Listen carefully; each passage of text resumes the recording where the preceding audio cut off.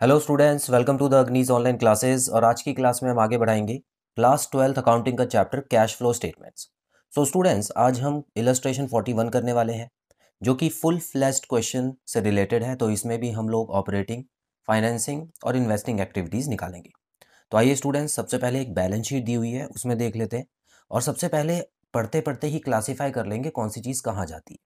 ठीक है, तो चलिए स्टूडेंट्स, यहाँ पे सबसे पहले आपको इक्विटी एंड लायबिलिटीज़ वाले में जाना है। और लायबिलिटीज़ मतलब जाहिर सी बात है, ज़्यादातर फाइनेंसिंग एक्टिविटी से रिलेटेड करे होगी। ठीक है, तो सबसे पहले यहाँ पर आप देख सकते हैं शेयर कैपिटल, मतलब शेयर के द्वारा लिया गया पैसा।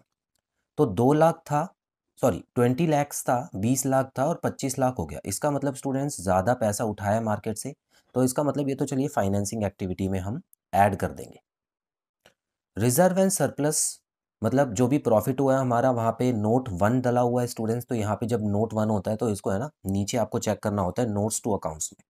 तो यहाँ पर डिटेल में आपको दिया गया है सरप्लस दैट इज बैलेंस, मतलब यहाँ से हमको क्वेश्चन शुरू करना होता है। और इसमें भी आपको डिफरेंस देखिए बढ़ रहा है 1,30,000 रुपये से, तो क्वेश्चन तो यहाँ से शुरू होगा। ठीक है, तो ये किस में आता है? ये ऑपरेटिंग एक्टिविटीज़ में आता है ज़्यादातर। तो ये ऑपरेटिंग एक्टिविटी यहाँ पे ओ डाल दिया मैंने। ठीक है, चलिए ये भी हो गया हमारा।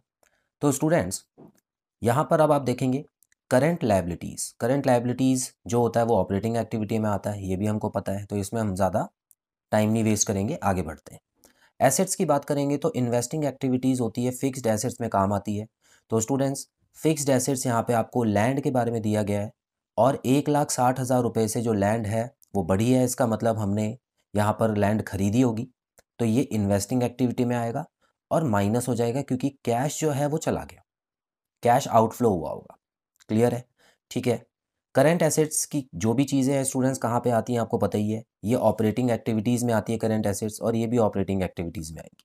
उसके अलावा यहाँ कैश एंड कैश इक्विवेलेंट्स दिया हुआ है, जहाँ से हमको क्वेश्चन एंड करना होता है। याद कीजिए, यहाँ से हम क्वेश्चन एंड करते हैं स्टूडेंट्स, और यहीं पे हमारा आंसर छुपा हुआ होता है जो कि हमको साफ साफ पता लग जाता है।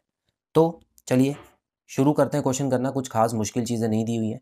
और आप देख सकते हैं स्टूडेंट्स, वो जो 6 स्टेप थे ऑपरेटिंग एक्टिविटीज़ के, वो भी आपको यहाँ पर एक बार रिवाइज कर लेना है। चलिए जल्दी से कर लेते हैं। तो सबसे पहले स्टेप क्या था स्टूडेंट्स? सरप्लस, मतलब जो हमको क्वेश्चन में दिया हुआ है यहाँ पे। उसके बाद इसमें से डिविडेंड वगैरह प्लस माइनस होता था। और फिर सेकंड स्टेप क्या होता था? सेकंड स्टेप होता था cash, sorry net profit before tax and extraordinary item. ठीक है, बहुत शॉर्ट में आपको रिवाइज करा रहा हूँ।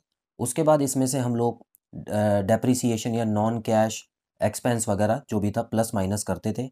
उसके बाद हम पहुंच जाते थे operating profit before working capital changes. तो यहाँ पे आप देख सकते हैं स्टूडेंट्स, इससे रिलेटेड कुछ भी नहीं दिया हुआ।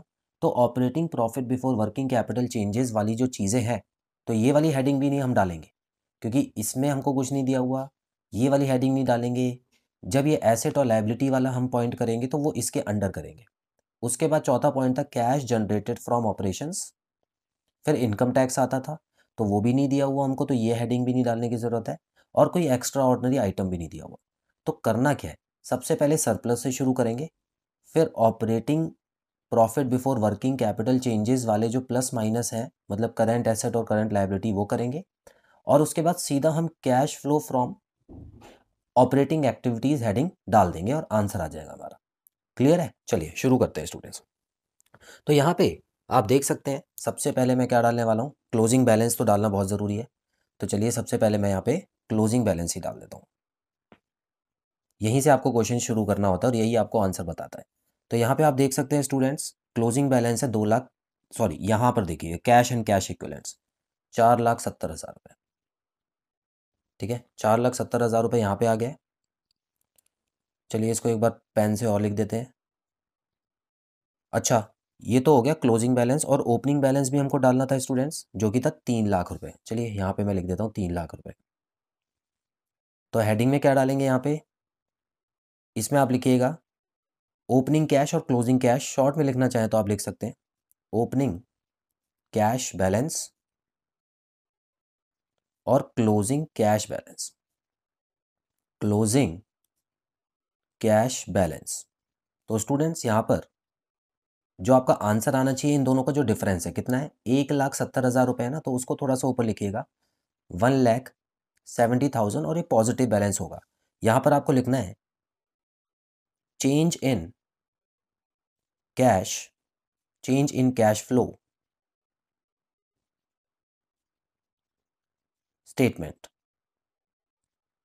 ठीक है, change in cash flow statements. तो यहाँ पर जो कैश में चेंज हुआ है वो यहाँ पे आ गया है 1,70,000 रुपये। तो स्टूडेंट्स जो भी चीज़ होगी ना वो आपकी जितने भी आंसर आएंगे सब प्लस माइनस करके 1,70,000 रुपये आपका आना चाहिए। अगर आ जाता है तो इसका मतलब आपका आंसर ठीक है। चलिए, तो हम लोग जो जो करते जा रहे हैं उस पर टिक भी लगाते जाएंगे स्टूडेंट। देखिए इसका काम खत्म हो चुका है। ठीक है, उसके अलावा अब हम क्या करेंगे, यहाँ पे मैं डाल रहा हूँ सबसे पहले heading cash flow from, cash flow from operating activities. ठीक है, अब इसमें मैंने अभी आपको बताया सरप्लस से शुरू होती है सारी चीज़ें। तो सबसे पहला आ जाएगा यहाँ पे surplus, that is balance in profit and loss. और कितना है, इन दोनों का फर्क जो है वो 1,30,000 है, उसको आप सीधा बाहर लिखिएगा 1,30,000 रुपये पॉजिटिव है। उसके बाद स्टूडेंट्स ना ही इसका कुछ दिया हुआ है और इसका दिया है तो इसको इसकी हेडिंग नहीं डालनी है आपको। ठीक है, क्योंकि आपको हेडिंग जब आप बार बार डालेंगे तो अमाउंट भी बार बार डालना पड़ेगा, तो वो काम नहीं करना आपको। सबसे पहले अब हम वर्किंग कैपिटल के बाद वाले ऑप्शन पे जाएंगे, सीधा ऐड और लेस करेंगे current assets and current liabilities. बड़े ध्यान से देखना स्टूडेंट्स, यहाँ पे देखिए सबसे पहले करंट लायबिलिटीज़ देख लेते हैं। ट्रेड पेबल्स था, ट्रेड पेबल की वैल्यू कम हुई है। तो स्टूडेंट्स लायबिलिटी जब भी कम हो जाए तो समझ लेना हमने अपना उधार चुका दिया, जिसकी वजह से कैश कम हो गया है। ठीक है, तो यहाँ पे आप लिखेंगे decrease in, decrease in trade payables. ठीक है, और कितना अमाउंट से हुआ है, देखिए 2.5 लाख से कम हुआ है तो इसको ब्रैकेट में डाल के 2,50,000 लिखना। अभी अंदर ही रहने देंगे, बाहर हम बाद में लिखेंगे। करंट लायबिलिटीज़ हो चुका है, उसके बाद करंट एसेट्स के कॉलम में चलते हैं। देखिए इन्वेंट्रीज और ट्रेड रिसीवेबल। इन्वेंट्रीज में क्या हो रहा है, बढ़ रही है इन्वेंट्रीज, इसका मतलब स्टूडेंट्स कैश आउटफ्लो हुआ होगा। तो यहाँ पे आप लिखना increase in inventories, increase in inventories 1,00,000 रुपए से बढ़ रही है तो इसका मतलब यहाँ पर भी आपको 1,00,000 लिखना होगा। ट्रेड रिसीवेबल क्या हो रहा है, कम हो रहा है। तो कोई एसेट कम होती है स्टूडेंट्स तो याद रखिएगा ज़रूर हमने बेची होगी जिसकी वजह से कैश इनफ्लो हुआ होगा। तो यहाँ पे मैं लिख रहा हूँ decrease in trade receivables, decrease in trade receivable जिसकी वजह से कैश आया है। और कितना आया स्टूडेंट्स, 50,000 रुपीज़ आया है, 50,000 रुपये। ठीक है, तो अब इसका जो टोटल अमाउंट है वो मैं यहाँ पे लिख देता हूँ स्टूडेंट्स। तो यहाँ पे आप देख सकते हैं हम इसको कैसे लिखेंगे। देखिए इन इन सबको प्लस माइनस करके कितना आ गया स्टूडेंट्स, ये आ गया नेगेटिव में 3,50,000 और उसमें 50,000 ऐड करेंगे तो 3,00,000 आ गया यहाँ पे नेगेटिव में। ठीक है, अब एक चीज़ और देखिए, क्या इसके अलावा और कुछ दिया हुआ है, इसके अलावा और कुछ नहीं है स्टूडेंट्स। तो यही वाला जो अमाउंट है ना आप यहाँ पे लिखेंगे नेगेटिव में 3,00,000। ठीक है, और यहाँ पे इसके सामने आप लिख देना पॉइंट ए डाल के कैश यूज्ड इन, कैश यूज्ड इन ऑपरेटिंग एक्टिविटीज। क्लियर है, देखिए पहला ऑप्शन हमारा खत्म भी हो गया। चलिए दूसरे पे चलते हैं। अब हम यहाँ पे मैं पॉइंट डाल देता हूँ और लिखता हूँ cash flow from investing activities. ठीक है, तो cash flow from investing activities मतलब जो भी फिक्स्ड एसेट्स वाली चीज़ें होंगी ना वो हमको यहाँ पे लिखनी है। कुछ चीज़ें ऐड होंगी, कुछ चीज़ें लेस होंगी। फिक्स्ड एसेट्स के बारे में ज़्यादा कुछ नहीं है स्टूडेंट्स, यहाँ देख सकते हैं टेंजिबल एसेट्स है लैंड जिसकी वैल्यू बढ़ी है। तो जाहिर सी बात है हमने परचेज की होगी लैंड, कैश आउटफ्लो हुआ है, लेस करेंगे। परचेज ऑफ लैंड 1,60,000 रुपये, नेगेटिव बैलेंस आ चुका है। इसके अलावा और कुछ आपको यहाँ पर नहीं दिया हुआ है स्टूडेंट्स। एक बार ज़रूर टिक लगा लेते हैं जो जो हमने कर लिया है अभी तक। ये लीजिए यहाँ पर, और ये टिक लगाने इसलिए ज़रूरी है, कभी कुछ दिमाग में नहीं रहता है, भूल जाते हैं तो आंसर गलत आएगा स्टूडेंट्स। ठीक है, और फिक्स्ड एसेट्स का भी अमाउंट अब हमने डाल लिया है। इसके अलावा और कुछ नहीं है यहाँ पर। तो आपको क्या करना है, इसको बस एज इट इज़ यहाँ पे टोटल करके सीधा 1,60,000 यहाँ पे नेगेटिव बैलेंस डालना है। और यहाँ क्या लिखेंगे students, cash used in investing activities, cash used in investing activities. B part भी खत्म हो गया। अब हम तीसरा पार्ट करेंगे, cash flow from financing activities भी देख लेते हैं। ठीक है, और इसमें भी हमको ज़्यादा कुछ नहीं दिया हुआ। आप देख सकते हैं फाइनेंसिंग एक्टिविटीज़ का कैश फ्लो ज़्यादातर कहाँ मिलता है, उधार वाली चीज़ लायबिलिटी में मिलेगी।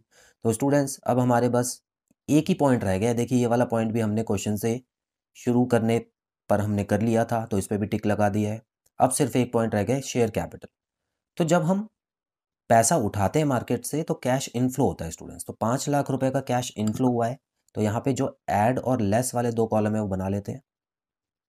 ऐड में क्या आएगा, proceeds, proceeds from issue of shares. ठीक है, कितना हुआ है, 5 लाख रुपए का हुआ है। चलिए अमाउंट यहाँ पे लिखते हैं 5 लाख रुपए। ठीक है, और क्योंकि ये प्लस में है तो इसको हम ब्रैकेट में नहीं डालेंगे, अंडरलाइन करते हैं। यहाँ पे अंडरलाइन कीजिएगा लेस के बाद।